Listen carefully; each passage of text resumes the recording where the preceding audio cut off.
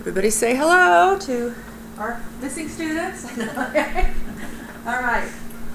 Okay, well today we're going to muster into the mathematics of statistics, okay? So you're going to ease in it very, very easily. We're going to do something today that everybody already knows, just to sort of ease you into the math. So here's our outline for the day.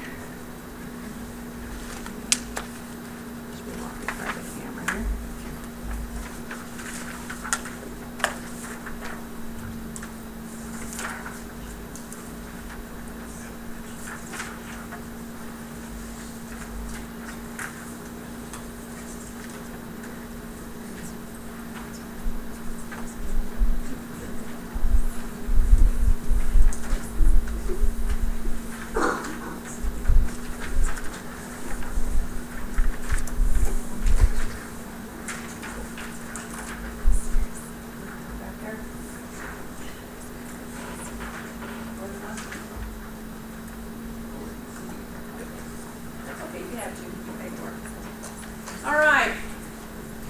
Okay, remember last time we met, we did this thing about statistics is this big round thing where we have a population and we draw information from the population. Remember that idea? So we had this notion that we got these aspirin bottles, remember?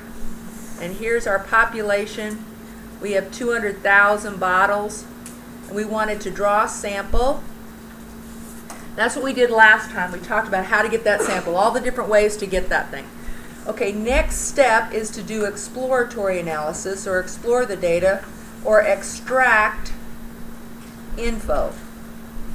Okay, and so we're working right here in this. We've got the sample, now we want to get some data from it. So we're starting in that exploratory, extract the info part, okay, before we move on around the circle. So that's where we are today.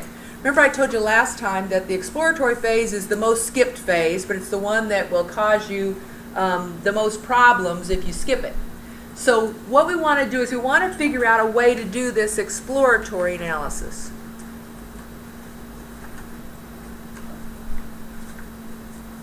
Exploratory, I think I spelled it right. Exploratory analysis. Hey, it's early on a Saturday morning, I can spell. Wait a minute. Okay, what we want to do with exploratory analysis is we want to look at the data because we want to see if we have any problems, okay? So we look for things like what's typical, what seems to be most common, or where are most of the numbers, what's typical. Now, in our aspirin bottle example, right, we wanted to have how many aspirin in the bottle? Remember? 250. Remember, we want to have 250 aspirin in the bottle. So we hope all the numbers we're getting from our sample are 250, right? But we want to look and see, are we getting what we expected or not? So what's typical? Sometimes we don't know what to expect. So we just want to see, do most of the numbers look like they're, you know, what seems to be coming up the most? What number seems to be turning up? So we're really here looking for a guess at where we think the average is going to be, okay? But what's typical? What's common? And then we look for what's special or outside the norm. Sometimes these are called outliers. This is the Bill Gates, right, example from last time. So we want to see if there's anything unusual, anything that seems to be out away from the rest of the data. If we looked at our bottle of aspirin counts and we had an aspirin bottle that had 2 in it, we hope that most of our aspirin bottles don't do that. We hope most of ours have like 250, 250, 251, 249, 250, 250, right? And then we have this 2. Okay, that would be unusual, okay? And we'd want to, you know, sometimes outliers are bad, like that one, and sometimes outliers are good. Sometimes outliers are the things you want to see, right? Like, for instance, you know, suppose I came up with my diet. I'm always on a diet, so, you know, I've kind of come to the point in my life where I've just decided that forever I'm going to be on a diet. Okay? And my goal now, I don't have these goals now to lose all these pounds. My goals now are just to weigh less than I did the week before. I figure that's a good thing. So even if it's just like a half a pound, it's the right direction. Okay, so you know, as you get older, you get perspective on life. Okay, so that's my perspective. So anyway, but suppose I came up with the diet. Okay, the diet. It's going to have bacon and chocolate, and, you know, donuts, and all those good things, right? All that food group that nobody knows. No. Okay, but suppose I come up with this diet, and I give it to all these people take this diet. Now, let's suppose that most people on this diet in a month lose like 10 pounds, 9 pounds, 11 pounds, 10 pounds, 9 pounds, 11, 10, 9, 10, 9, 10, 11. And then there's one person that loses 30 pounds. Whoa! I want to know what that person did. I want to know, what did you do? Did you have 30 pounds of hair and you cut it off? I mean, what did you do? How'd you lose it? Right? Because that would be good. So sometimes outliers are good, sometimes outliers are bad. But whatever they are, they're different, okay? And if you don't take notice of them, they'll throw all your calculations off. So that when you get to the end and you try to interpret the numbers, they won't mean anything. Like the Bill Gates example, right? When we brought him to class, our class average income went way up, and it didn't represent anybody. So outliers are really dangerous, and we want to find them just because they can make all of the calculations, all the math. We can do all the great math and do it all right, but it won't mean anything, okay? We'll do the mathematical operations correctly, but the numbers won't tell us anything. So what's typical and then what's not typical, okay? So typical, special. Then we want to look at the spread of the data, okay? We hope all of the numbers are close together. We hope that it is compact, okay? That all the numbers are really close, okay? As opposed to being all spread out. Not spread out or disperse. Okay? We hope all the numbers are really close together. Because if the numbers are all really close together, then we can say, okay, they seem to be common, they seem to be measuring the same thing. We can probably come up with a good average. This looks really good. If the numbers are all spread out, then we have, you've heard the old adage, trash in, trash out. We have trash, okay? Because you're supposedly trying to measure something. And if the numbers are all spread out all over the place, then you're not measuring anything. There's nothing there to measure, okay? So we hope the numbers are all compact, all really close together. So what's typical, what's special, what's the spread? Then we look for something called separate groups. And this is a situation where maybe you have a whole bunch of low values and a whole bunch of high values and nothing in the middle, okay? This would be like, my weight loss thing, right, that I'm doing. And I have all these people that lose 8, 9, 10 pounds right down here. And then I have all these people who lose 15, 16, 17, 18 pounds, right? Ladies, who are these people up here losing 18, 19, 20 pounds? Who are those? The men, right? They're the men, right? And all the women are down here struggling to lose 6, right? But we have a bunch down here at the bottom and a bunch up here at the top. Okay, if I come up with an average, where will the average be? In the middle, right? Right here in the middle, okay? Which will represent no one. And this sometimes happens. Maybe you have a day shift and an evening shift. And the day shift, their aspirin bottles, the counts are 250, 248, 249, 250. And the evening shift, the counts are 198, 198, 196, 197, 198. If you can see those differences, if you can separate these into these two groups and see those differences, then you know, oh, the evening shift has a problem. Maybe the machines are fatigued, or maybe they're dirty, or something's going on. But there's something happening when they're putting these bottles together in the evening that we need to look at, because the evening bottles are the ones throwing us off, okay? So you want to notice separate groups, because again, if you put them together and try to come up with an average, you'll come up in the middle and it won't represent anybody, okay? Now what we hope to see when we look at our data, what we hope to see is something that looks like this. Okay, that's the bell curve or the normal distribution, the normal curve. Sometimes called the bell curve. Okay, we want a nice, smooth, single, peaked, symmetric. There are two M's in symmetric. Smooth, single, peaked, symmetric. Symmetric means that the two sides are identical. If I draw a line down the middle and I fold that thing in the middle, these two sides should trace each other. That's what we want to see, because we're never going to get all the counts to be exactly the same. But we want the numbers to be distributed like this, so that they're this nice, smooth, single-peaked, bell-shaped curve. Because all of the calculations work if this is the case. If the distribution doesn't look like this, if we have a bunch of high numbers and then a bunch of low numbers that trail out, so we have something that looks like this, that's called skewed. It has that long tail on one side. Well, that long tail, these special values down here are going to pull the average toward them. And they'll pull all of our information that direction. So we hope that our data looks like this.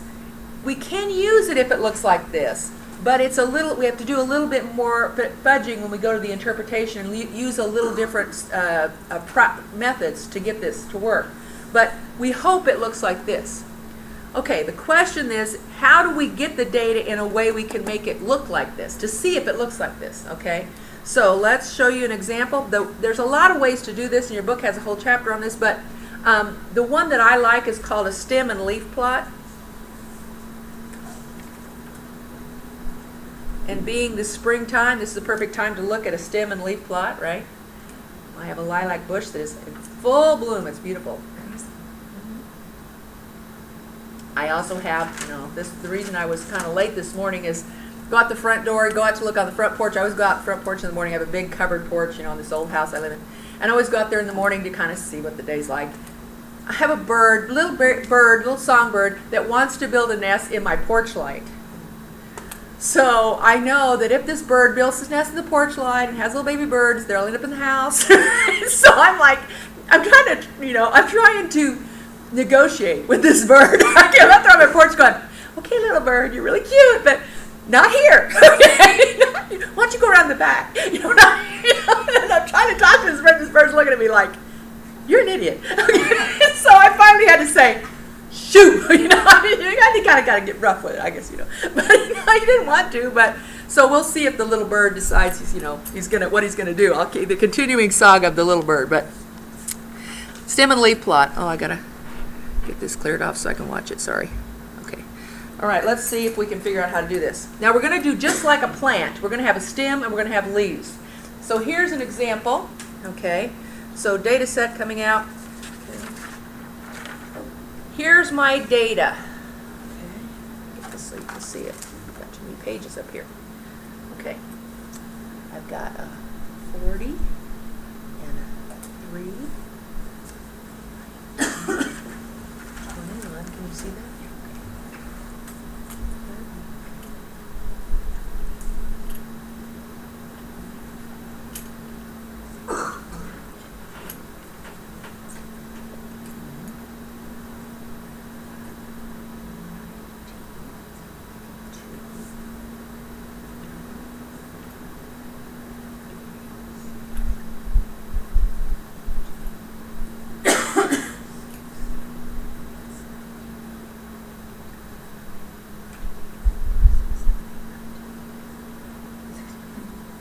So my N is 16. What does N stand for? Number of observations. So 16 observations.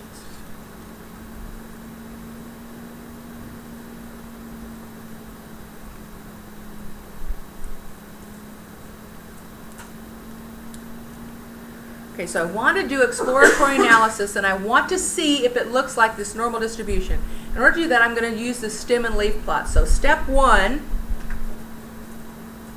find the high and the low values. Okay, so in this case, what's the high value? 79. 79, and the low? 2. Okay, so step 1 is to find the high and low values. Okay. Step 2, make sure these values, the high and low values, have the same number of digits.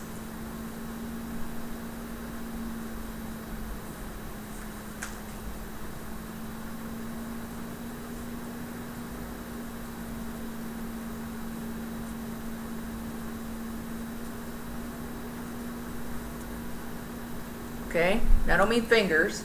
Okay, make sure they have the same number of digits. How many digits does the 79 have?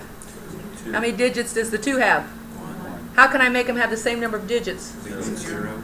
0 where? In front of the In two. front, right? If I put the 0 behind, it makes a difference.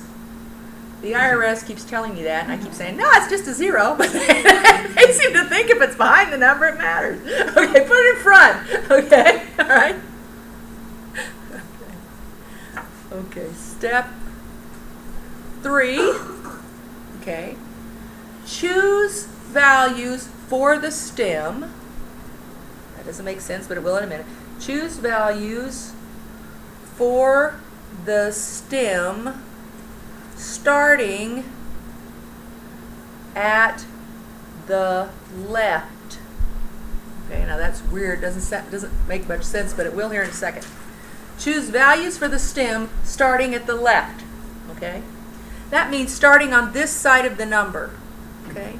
Do you see how this goes from 0 to 7? I'm going to put 0 to 7 on my stem then. I'm going to start over here on the left, and I'm going to look at the first digit and see what it is. If they were the same, I would go then to the second digit. But since it's 0 to 7, that's a nice little spread of the data. That's what I'm going to use. And we'll talk about this. I'll show you more examples to figure out. This is where the art of statistics come in, is choosing these values for the stem. But let's try 0 to 7. So I'm going to go 7, 6, 5, 4, 3, 2, 1, 0. I can't see that. Okay. All right. I wonder if I can go out a bit. That'll help me some. Hopefully you can see that. So I've got 0 to 7 on the stem. Step 4.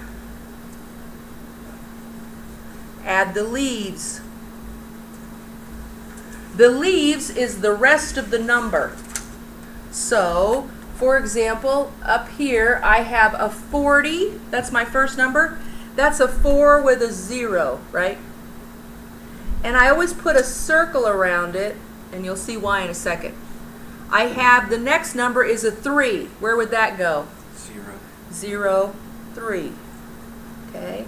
19 would be a 1 with a 9. 21, 31. I wish you'd shut up, right?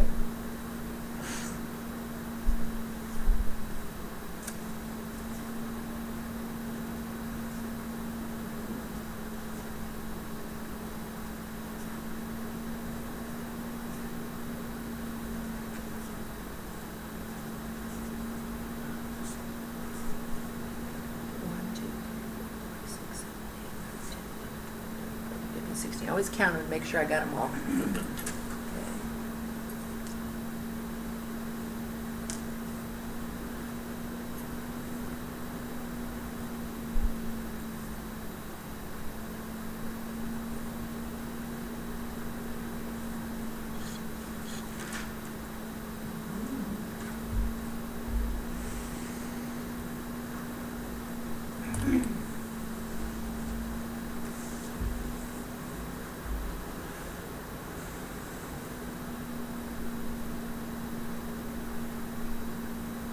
And sometimes it helps me if I'm doing this, if I mark them off at the top. That sometimes helps to make sure I don't miss any.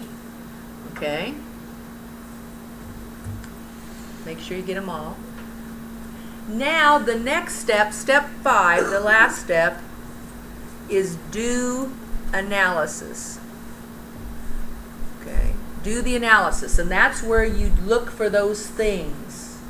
Okay? Those 4 things we were going to look for. So we were going to look for what's typical. What's typical? Where are most of the numbers, or the longest bar? I always think of it as the longest bar. Where are where's 20s? I'm going to put 20s. Okay. Looks like the longest bar is there at the 20s. Okay. Are there any special values? 79. Notice how there's a break. And it's not connected to the rest of the values. That's really what makes it special. It's set apart, okay? The 52, just because there's one of them, that doesn't make it special. It's special. This one's special because it's separate from the rest. It's an outlier, okay? So typical, special, spread. Now, we've already talked about 79 as a special value. So getting rid of it, what do you think? Compact or spread out? Compact, they look like they're all grouped together, right? Spread out would be if you had this long stem and the numbers were just all over the place. These look like they're kind of grouped together, so I'm going to put compact. Okay. Okay, the last thing I look for is separate groups. See any separate groups?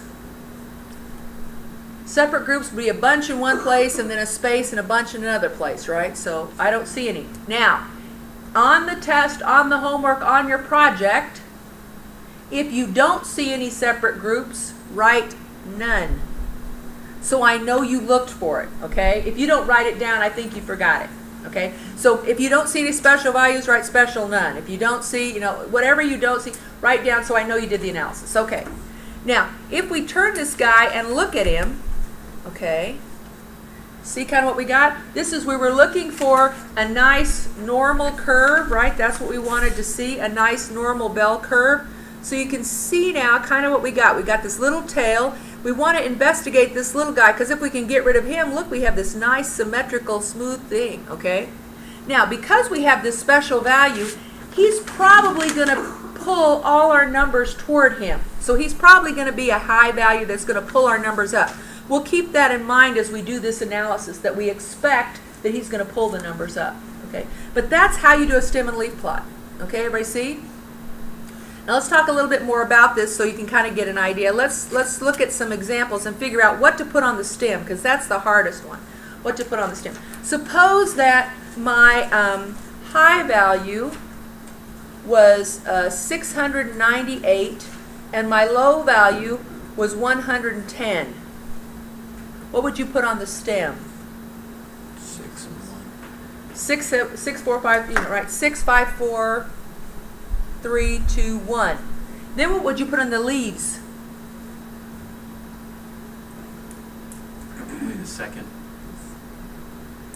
You would put both numbers. So this 698 would be 698, and that's why the circle goes around it.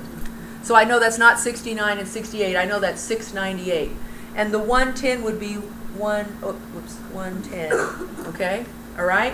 And then all my other numbers would fill in the middle, okay? So I can have one number on the stem and multiple numbers on the leaf, or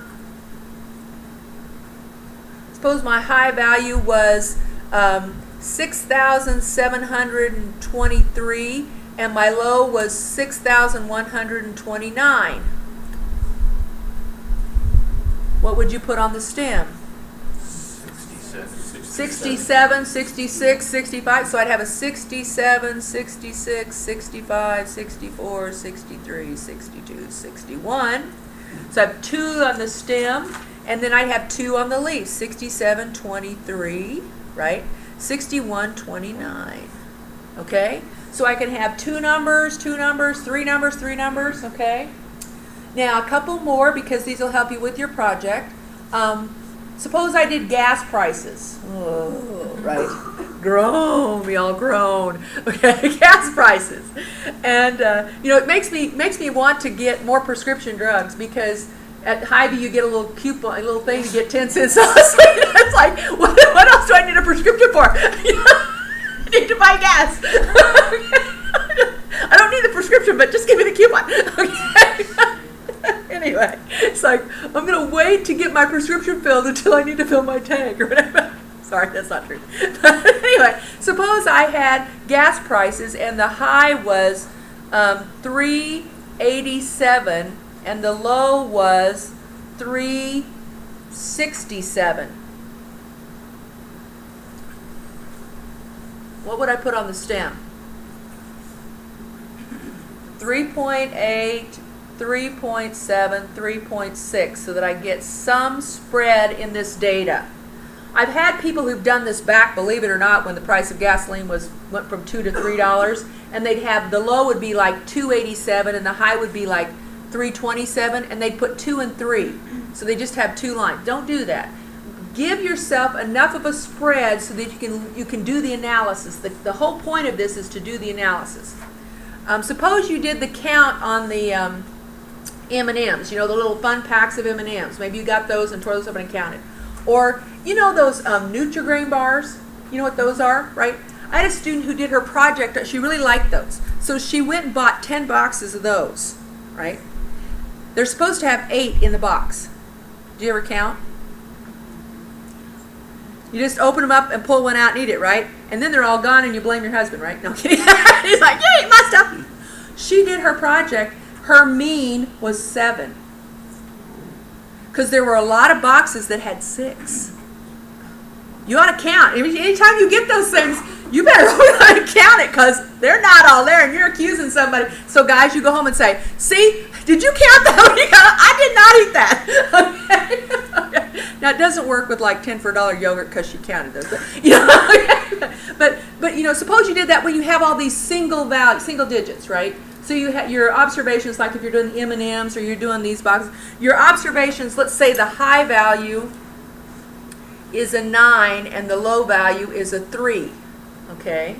So on my stem, I do 9, 8, 7, 6, 5, 4, 3. And then for the leaves, I do like X's or check marks or little M&Ms. You could actually stick little M&Ms on there, which means that the dog wouldn't eat your project. I would, but okay. But you could do little, you could do like this, right? Or whatever, just little tick marks, because what you're doing, that's really what you're doing, is just a little count, okay? So if you have single digit numbers, you can do this. If you've got 2 digits, if you've got decimals, if you've got multiple digits in the stem and in the leaf, okay? What we really want to do is spread it out so we can look at it, so we can see what it looks like. Now, if you had 350 observations, you probably wouldn't do it like this. You'd probably have those observations either in a Excel spreadsheet or you'd have them in a Word table. You'd have them somehow like that. This is really easy to do in Excel because all you do is hit data and sort it. And then it lines it up. And so you can look at it and see where are all the numbers. If it sorts the data for you, you can see what's the high, what's the low, where are most of the numbers, is there something that's unusual out for the rest, and just scroll down and look at it. So you don't have to do it like this if you have a ton of numbers, but you can do it with a ton of. You can do the analysis with a ton of numbers. All you have to do is hit that sort key. So this is something you always want to do before you do any number crunching, because this kind of thing can really throw you off. It can really cause your numbers to be off if you don't do it right. Okay, if you know if there's a lurking value, an outlier in there, and you just throw it in and do your calculations, your boss will say you don't know what you're doing because the numbers don't make sense. So you got to watch this. Okay, be careful with that. Okay, I have some examples that I want us to try, but I know if I give these out, people will try to get ahead of me. So I tell you what, I'll hand out these. Okay, I'm going to hand out the notes, and then I have some problems that I have done the answer key to, and we'll hand those out and look at those together, and then we'll take a little brief break, okay? So we're easing into the math today, so hopefully it will go slow for those of you who don't like math, and it'll make it so that you don't get sick on a Saturday morning. What happens next week? Easter. It's Easter, right? So what happens with this class? We don't have class, right? So mark it down on your calendar if you forgot to. Next week we do not have class. Okay. Now, what I've just handed you are the notes on exploratory analysis. And again, at the top, you can see the things that we're looking for. Okay? We're looking for what's typical, what's special, what's spread, any patterns. Now, we can't look for patterns really at this point because we only have one variable. We're just doing one variable at a time.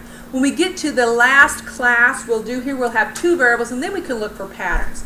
But patterns are things like maybe we know, for instance, the bottles of aspirin that came from the day shift and the evening shift. So we know not only the count, one variable, but we know the second variable, day or evening shift. Then we can maybe see a pattern. So to see a pattern, you have to have 2 variables, okay? But we're going to stick, for most part, with just one variable in most of what we do. And so this one you won't be looking for, okay? But when we get to the last class, we'll show you how to look for those patterns, okay? Then it's got the information about distributions, normal or skewed. A bimodal distribution is a distribution that has not one peak, but two peaks. It's got big humps in it, okay? It looks weird. That's a bimodal distribution. There's two separate, that's where you have separate groups, okay? It's called bimodal. Outliers, and then how to do a stem and leaf plot, and then at the bottom is another example, okay?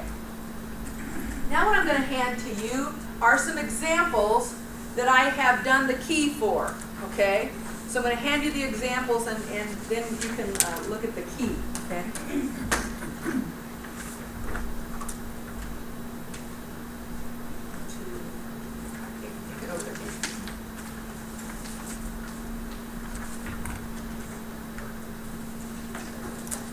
Early, isn't it?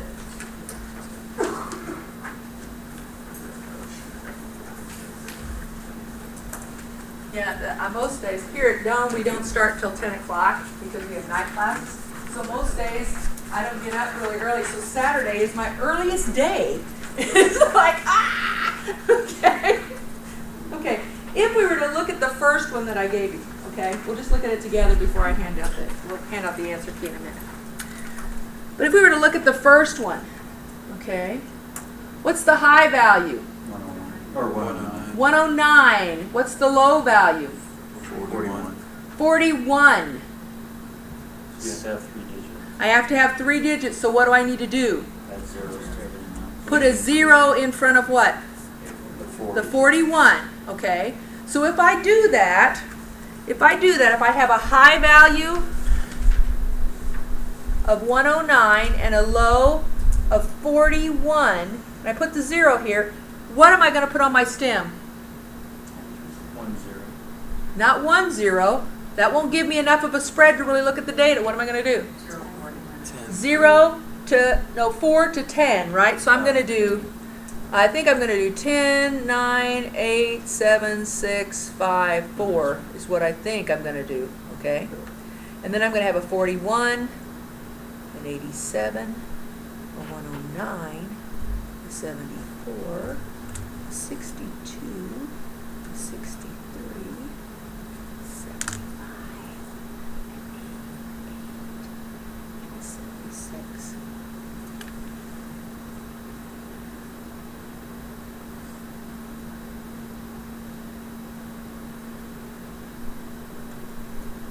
Now, if I'd just done 0 and 1, I would have had one number on the ones one and then all the other numbers on the 0 one, right? So I want to get it spread out enough so that I can look at it. Okay, tell me about this data set. What's typical? 70s. Any special values? 109 and 41 are both special, right? Because they're out there by themselves. Once you get rid of those special values, tell me about the spread. Compact, looks pretty good. Compact, symmetrical, yeah, looks really good. 2 on both sides, that's good. Any separate groups? No. No. Okay, let's look at the next one. See if you can figure out what to put on the stem. See if you can do this one.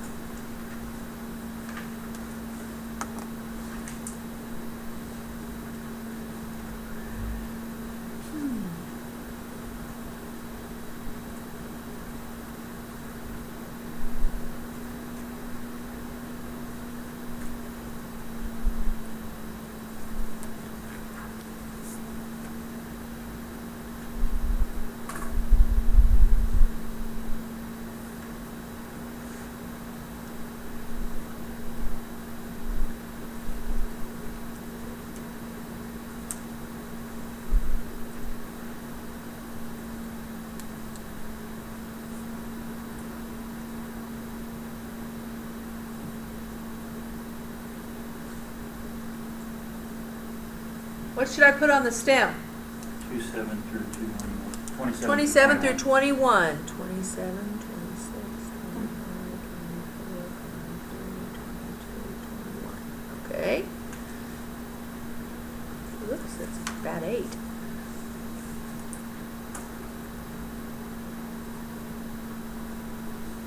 Is this the bimodal?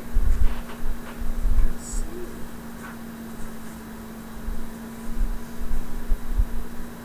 this is a bimodal distribution, right? What's the most telling feature there? Separate groups. This is the clear separate groups. Where do you think the average is going to be on this one? 240 is where when we figured the average, it's going to be around 240, right? Which is not going to represent anything. We never hit 240, okay? Right? So that would come up to be our average, our typical value, our representative value, but it wouldn't represent anything because half the time we're above that, half the time we're below that, right? So we need to find out what's going on with these. We need to find out why these groups are separate. If I see this when I'm doing consulting work, the first thing I tell them to do is get more data. Because my hope is that this thing will fill in. My hope is that this is a sampling error. That they have something that they did not sample. Maybe they left out some group. And when they sample them, this will fill in. So that's the first thing I tell them to do. If they do get more data and these things just pile up more and there's this space in the middle, then I go and look at one of these groups of observations and see if I can investigate them, find out anything more that would actually cause them to separate. Maybe this is male and female, maybe this is day shift, evening shift, East Coast, West Coast, whatever it is. Salesman A, salesman B, I don't know. But whatever it is, I look to see if I can then find out something. But the first thing I always do is get more data. Okay. So on that, when you have two separate groups, do you look at having two typical or special I would write values, down or- typical value would be either 260s or 220s is what I would put. Yeah. Both or? I would put them both. I would say, because I don't really know at this point. It looks like it's either in the 260s or it's in the 220s. I don't know where it is. Yeah. So Okay. then for a special, would you list the 27s, 25s? No, I would say there's no special values. Yeah, yeah. I'd say what I have is separate groups, not special values is what I'd say. Okay. On a test, exactly what are you wanting us to put for each of these things? I want you to do exactly what we're doing. I want you to say, typical, what's the typical value? Up here, the typical value was in the 70s. Here, it's the 260s or the 220s, right? Then I want you to tell me, are there any special values? The 109, 41 up there, none here. Spread up here looked good, except for the special values. Down here, the spread looks like, I would make a note, spread within the groups looks good, right? Because if you look at them as two separate groups, they look compact. So I'd put spread within the groups looks good, and then separate groups I'd put yes here and no there, okay?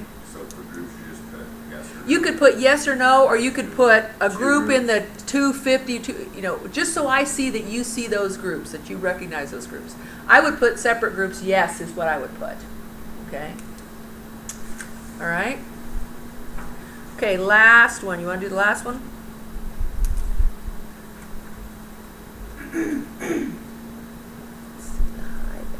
Looks like.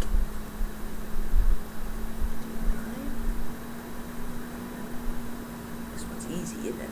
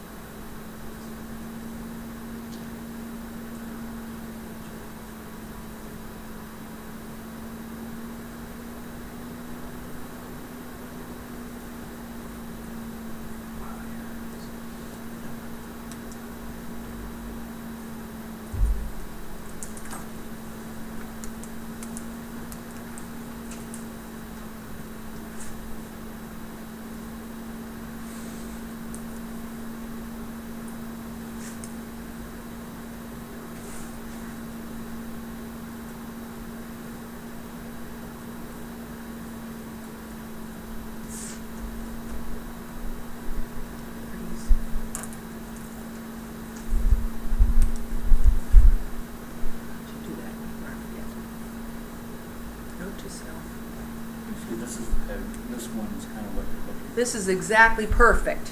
And this one is perfect because look, we have 3 here, 2, 1, 2, 1. It's perfectly symmetrical. Now, we do have a notion here where if you look at the top values, these are in the high 40s and these are in the low 20s. So we do have a little bit of imbalance. They're not perfectly spread, but it looks really good to me, okay? Now, the one thing we didn't talk about was the spread, how all spread out would look. All spread out would look like something like this. If I had my stem and I had a value And then,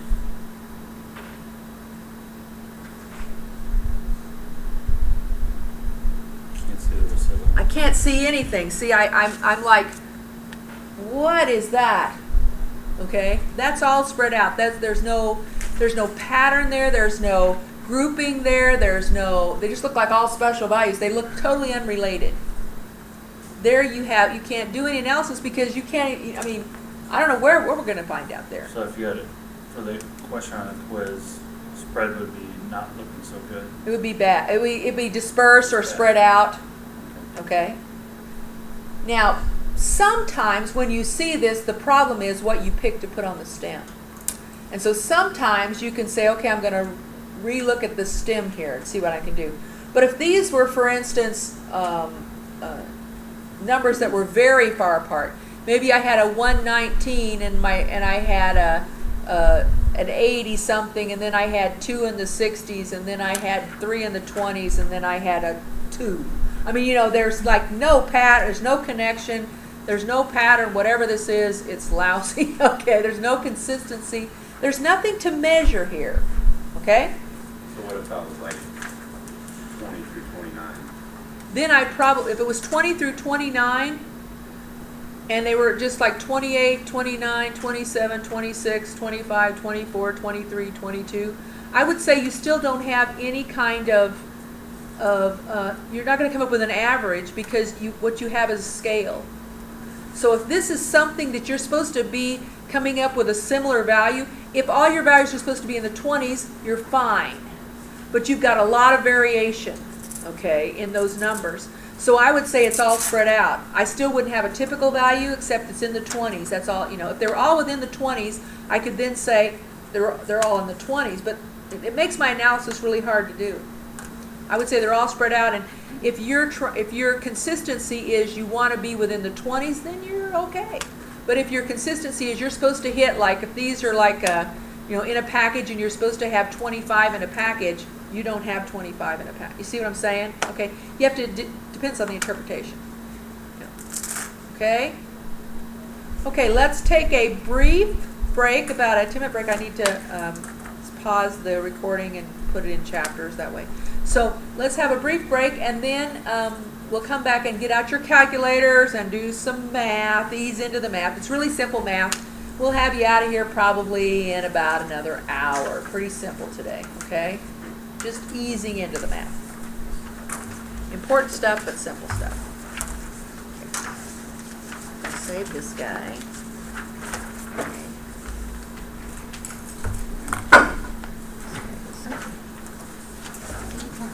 Just a second, let me stop this real quick so that we don't record everything you say.